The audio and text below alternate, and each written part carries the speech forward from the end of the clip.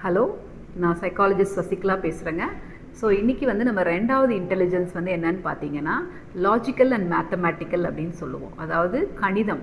இந்த கணிதம், அந்த நம்பர்ஸ் யூஸ் பண்ணி அந்த கணித திறமை யாருக்கெல்லாம் அதிகமாக இருக்குது அப்படின்னு எப்படி கண்டுபிடிக்கிறது அப்படின்னு பார்த்தீங்கன்னா, அவங்க சின்ன வயசுலேருந்தே பார்த்திங்கன்னா நல்லா கணக்கு நல்லா போடுவாங்க. கணக்கு விஷயங்கள் அப்படிங்கிறதே ஆப்ஸ்ட்ராக்ட்னு சொல்லுவோம் நம்ம.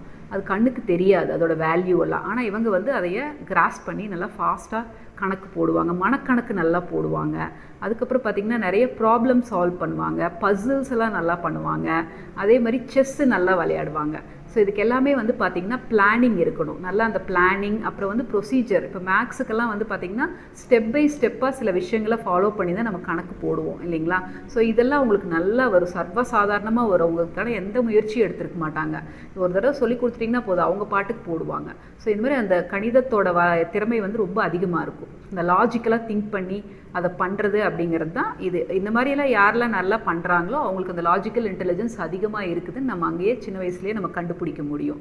ஸோ நாளைக்கு இவங்க ஃப்யூச்சரில் என்னவாகலாம் போடான்னு பார்த்தீங்கன்னா, நிறைய அந்த இன்ஜினியரிங் கோர்சஸ் எல்லாம் படிச்சுட்டு நல்லா ஒரு இன்ஜினியர் ஆகிறது, சயின்டிஸ்ட் ஆகிறது, அதுக்கப்புறம் பார்த்திங்கன்னா ஒரு நல்ல ஒரு பிஸ்னஸ் மேனுக்கும் அந்த லாஜிக்கல் திங்கிங் இருந்தால் தான் எவ்வளோ போட்டால் எவ்வளோ எடுக்க முடியும் அப்படிங்கிறத அவங்க திங்க் பண்ணுவாங்க.